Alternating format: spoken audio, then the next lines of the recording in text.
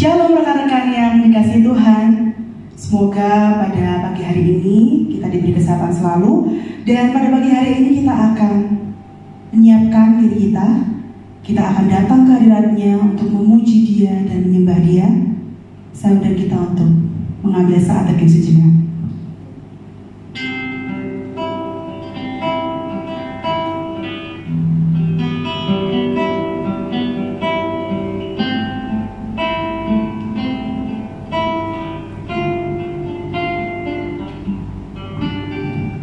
Pertolongan kita adalah dalam nama Tuhan yang menjadikan langit dan bumi. Kasih karunia dan damai sejahtera dari Allah Bapa kita dan dari Allah Putra, Allah Roh Kudus menyertai kita sekalian. Dan marilah saat ini bersama-sama kita mengambil pujian kita. Kita menyembah kepada Tuhan. Kita sujud datang ke hadirat-Nya. Tuhan, inilah kami ya Tuhan, ingin memuji Engkau dan ingin menyembah Engkau ya Tuhan. Terima kasih karena Engkau telah hadir dalam hidupku.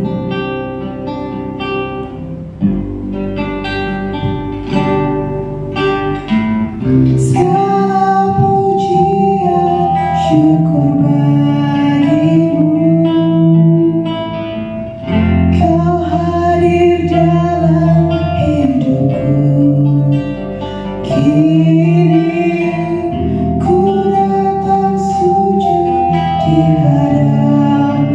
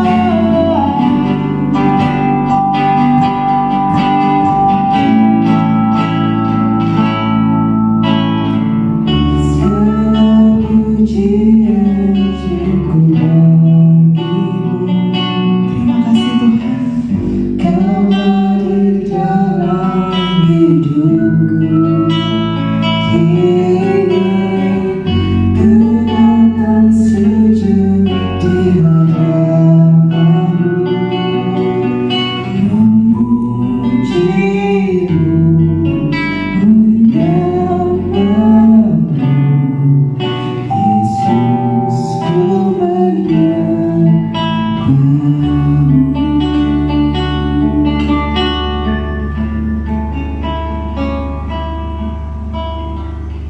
kita tundukkan kepala kita, teman-teman.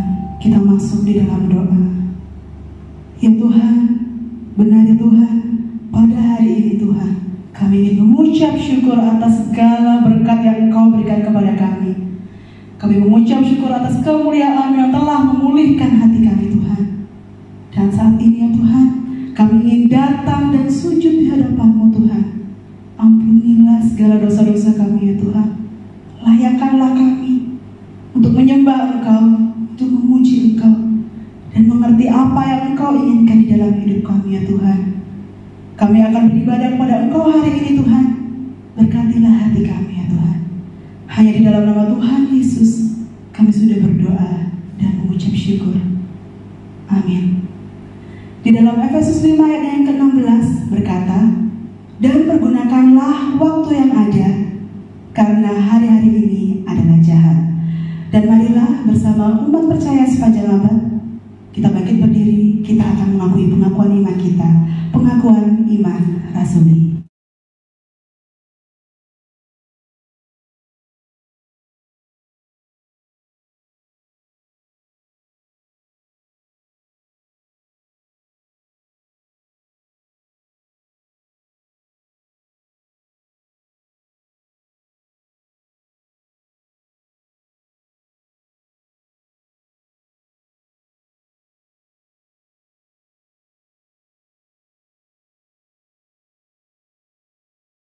Seperti kata Efesus tadi, bahwa hari-hari ini adalah jahat. Mungkin sebagian dari kita mengalami kesesakan. Kesesakan itu dapat berupa tugas-tugas yang banyak, dapat berupa tanggung jawab yang banyak. Walaupun Tuhan adalah penolong kita, namun jangan lupa kita harus berseru kepadanya. Walaupun Tuhan itu pasti akan menyelamatkan kita, namun teman-teman ingat untuk selalu berbicara kepadanya, menyerukan apa yang menjadi beban hidup kita. Karena hanya kepada Yesuslah kita berseru, karena Dialah penolong hidup kita. Kau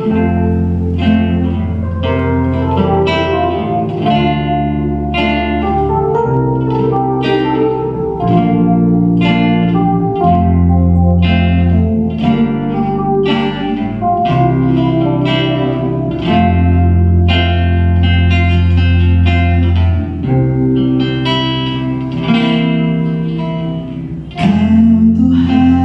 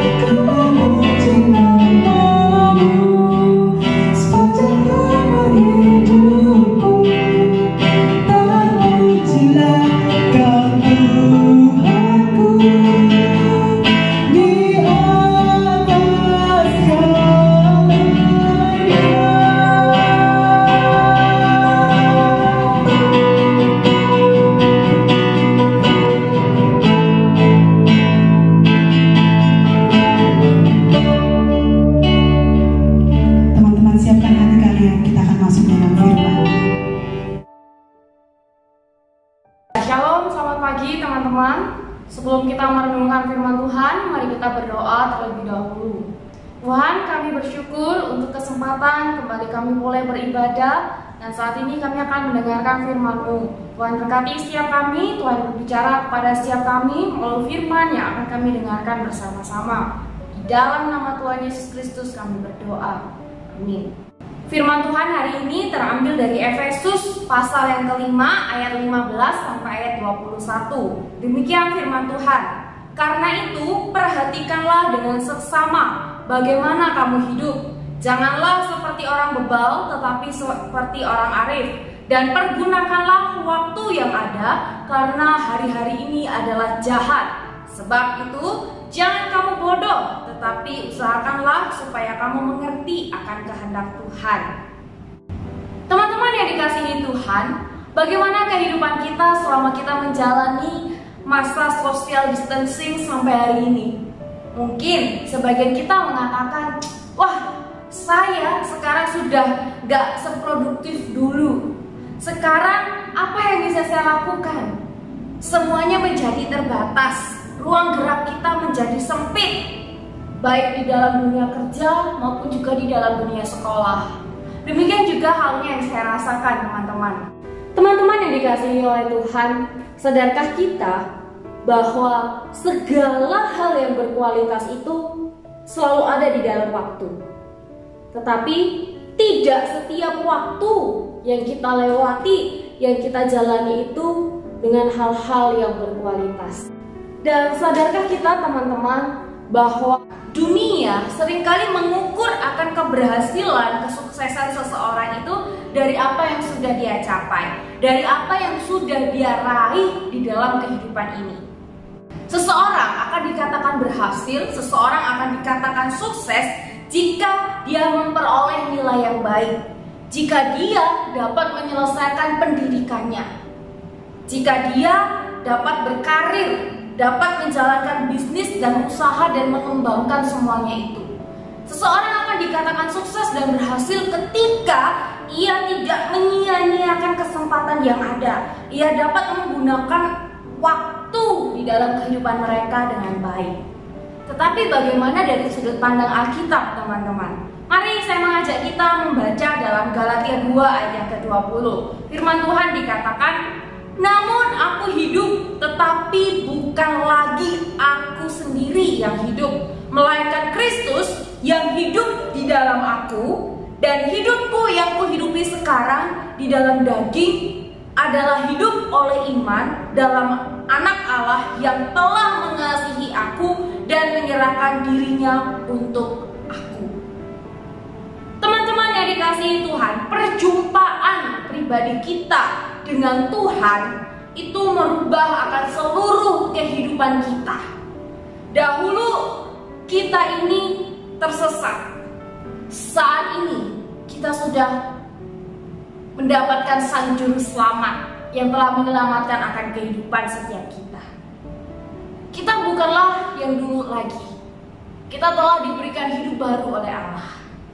Dan dengan status kita yang baru inilah, teman-teman, maka hidup kita seharusnya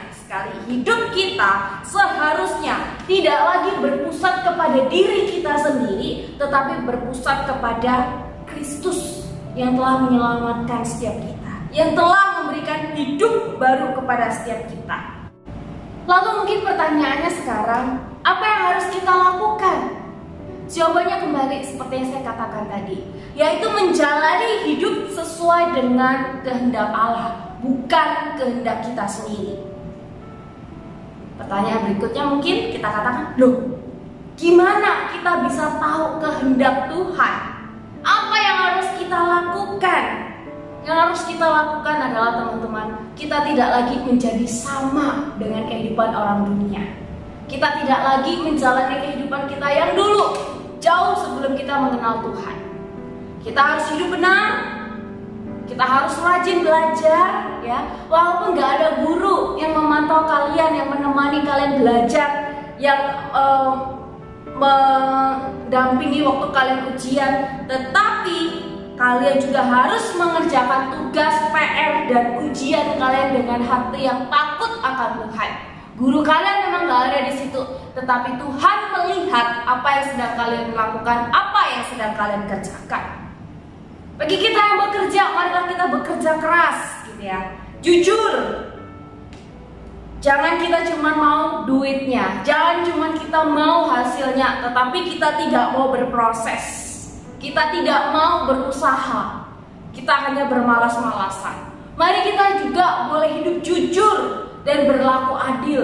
Sekalipun tugas dan pekerjaan kita mungkin saat ini sangat sulit dan membebani kita, dan mungkin ada banyak tawaran, godaan yang memberikan jalan yang instan bagi setiap kita. Tapi kiranya kita tetap berpegang teguh pada apa yang kekristenan ajarkan kepada setiap kita. Tidak mudah putus asa, berserah, menyerahkan seluruh permasalahan kita kepada Tuhan. Teman-teman yang dikasihi oleh Tuhan, keberhasilan orang Kristen bukanlah pencapaian status diri, melainkan pengabdian diri. Bukan apa yang kita dapatkan, tetapi apa yang dapat kita berikan. Mari saya mengajak kita kembali lagi kepada teks yang kita baca di dalam Efesus tadi. Dikatakan pergunakanlah, yang artinya tebuslah, tebus. Kalau dikatakan tebus itu berarti kita ini harus aktif. Dalam artian kita harus bayar harga.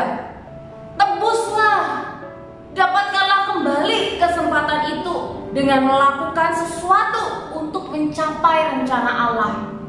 Tebus berarti ada harga yang harus kita bayar. Bukan dengan uang tentunya, tetapi cukup dengan kita memberikan diri menjadi alat di tangan Allah, dengan menjaga tindakan dan sikap hidup kita yang benar. Lalu kata waktu di dalam bagian ini dalam bahasa aslinya adalah kairos, yang artinya adalah kesempatan yang ada. Kairos itu berkaitan dengan kualitas yang kita lakukan di dalam waktu yang kita jalani. Jadi sederhananya di sini Paulus mau mengatakan suatu jangka waktu tertentu itu bisa panjang, bisa pendek. Ya, waktu itu penting dan tidak bisa diulang. Maka dari itu dikatakan pergunakanlah waktu. Itu berarti dapatkan kembali kesempatan yang Tuhan berikan untuk mencapai tujuan Allah dalam dirimu, dalam diriku, dalam diri setiap kita. Apabila dulu sebelum kita mengenal Kristus, sebelum kita dimerdekakan dari dosa, kita menyia-nyiakan waktu yang ada, waktu yang diberikan, maka sekarang ketika kita sudah di dalam terang, ketika kita sudah dimerdekakan dari dosa, kita harus mengisinya dengan sikap hidup yang berkenan kepada Allah. Mengapa kita harus menebus waktu kita, teman-teman? Mengapa kita harus menebus kesempatan yang ada pada saat ini? Karena hari-hari ini adalah jahat. Teman-teman, dunia mengatakan bahwa waktu itu adalah uang. Tetapi bagi kita orang Kristen, waktu itu adalah kehidupan. Oleh sebab itu, biarlah kita memiliki hati yang bijaksana untuk mengisi setiap waktu yang ada. Dan mari kita kembali lagi ke permasalahan yang awal tadi. Mungkin kita katakan saat ini kita nggak seproduktif dulu sebelum kita memasuki masa-masa yang sulit pada saat ini, sebelum segala sesuatunya menjadi terbatas. Tetapi teman-teman, saya mengajak setiap kita, mari kita tengok akan kehidupan kita. Mari kita tengok segala sesuatu yang kita lakukan dalam waktu belakangan ini. Mana yang lebih banyak kamu lakukan? Baik dari waktu dan juga kuotamu. Apakah kamu lebih banyak menggunakannya untuk main game dan juga main IG dan juga hal-hal yang lainnya dibandingkan dengan kamu menggunakan kuota dan waktumu untuk beribadah? Dalam hal ini bukan berarti saya mau bilang main game, main Instagram, semua itu nggak penting teman-teman. Tetapi mari kita renungkan, jika saat ini orang tuamu saja kesulitan di dalam mencari uang untuk memenuhi kehidupanmu setiap hari, bijakkah engkau menggunakan waktu dan kuota yang diberikan oleh orang tuamu dengan hal-hal yang demikian? Mari kita lakukan sebaik dan sebijak mungkin. Mungkin kita katakan, lah terus ngapain, nggak usah di rumah aja, bosen kalau aku nggak main game, kalau aku nggak main Instagram. Boleh teman-teman kalian lakukan itu, tetapi tahu batasannya. Dan ada banyak hal yang sebenarnya kalian bisa lakukan di rumah. Mungkin kalian bisa membantu orang tua bersih-bersih rumah, membereskan segala pekerjaan rumah. Dan jangan kita bermalas-malasan. Karena gak ada yang kita kerjain, ya udahlah tidur aja lah, makan tidur. Tidak seperti itu teman-teman. Mari kita gunakan waktu yang ada, kesempatan yang ada untuk melakukan hal-hal yang lebih baik. Buat teman-teman yang bekerja, buat kamu yang berbisnis, mungkin ruang gerak kamu sekarang menjadi terbatas, omsetmu menurun, tetapi jangan jadikan alasan itu untuk bermalas-malasan. Lakukanlah, usahakanlah semua pekerjaanmu dengan terus melibatkan Tuhan, agar Tuhan terus campur tangan di dalam setiap hal yang kamu lakukan, di dalam setiap hal yang kamu kerjakan. Ini hanya sebagian kecil contoh teman-teman. Realitanya kalian tahu sendiri, mana yang seharusnya kalian lakukan dan mana yang seharusnya kalian tidak lakukan. Mana yang seharusnya kalian dahulukan, mana yang seharusnya kalian kesampingkan. Waktu kita panjang atau singkat di dalam dunia ini nggak jadi masalah teman-teman.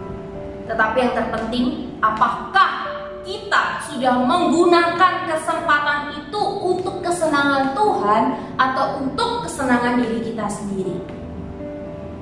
Saya mau mengajak kita melihat contoh dan teladan agung, yaitu Tuhan Yesus Kristus. Dia hidup di dalam dunia ini selama 33 tahun. Apa sih yang Tuhan Yesus punya teman-teman selama dia hidup di dalam dunia ini? Bukankah dia lahir di kandang binatang, dia diletakkan di dalam palungan, dan selama dia hidup, dia tinggal di mana? Dia tidak punya tempat untuk meletakkan kepalanya. Bahkan sampai mati, dia harus mati di atas kayu salib. Jadi apakah Tuhan Yesus dapat dikatakan sukses di dalam hidupnya selama di dalam dunia ini? Dia miskin, dia tidak punya apa-apa, dia menderita. Tapi ingat teman-teman, dia sukses melakukan misi Allah. Dia diberkati oleh Allah sehingga dia sukses menjalankan misinya. Sekalipun dia harus menderita, tetapi dia berhasil melakukan apa yang menjadi kehendak Allah di dalam dunia ini. Teman-teman yang dikasihi oleh Tuhan, mungkin ruang gerak kita saat ini terbatas, banyak yang tidak bisa kita lakukan. Tapi mari kita tetap mempergunakan setiap waktu yang ada untuk mencari dan melakukan kehendak Tuhan. Biarlah firman Tuhan pada pagi hari ini menyadarkan setiap kita bahwa waktu itu adalah kesempatan, waktu itu adalah kehidupan. Dan kiranya kita dapat menggunakan waktu dan juga kesempatan yang masih Tuhan berikan kepada setiap kita untuk menjalani kehidupan ini, mengembalikan pengabdian diri kita kepada Tuhan. Dan biarlah Tuhan sendiri yang boleh selalu dipermuliakan dalam kehidupan kita, dan orang lain dapat menyaksikan Kristus di dalam kehidupan kita. Tuhan Yesus memberkati. Mari kita berdoa. Tuhan, terima kasih kami boleh mendengarkan firman-Mu. Kiranya firman ini boleh terus mengingatkan dan menjadi satu dorongan kepada setiap kami untuk kami sadar dan tidak lagi menyia-nyiakan kesempatan yang sudah Tuhan beri kepada setiap kami. Dan biarlah hidup kami ya Tuhan boleh terus memancarkan akan sinar kemuliaan-Mu, dan Tuhan sendiri boleh terus dipermuliakan melalui pikiran, perbuatan, perkataan, dan sikap hidup kami ya Tuhan.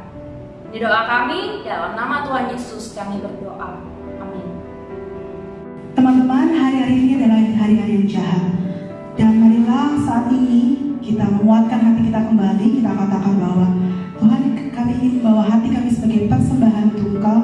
Dan kami ingin melepas semua hak-hak kami untuk mengikut Engkau. Karena apa? Karena mengikut Yesus adalah kesukaan hati kita.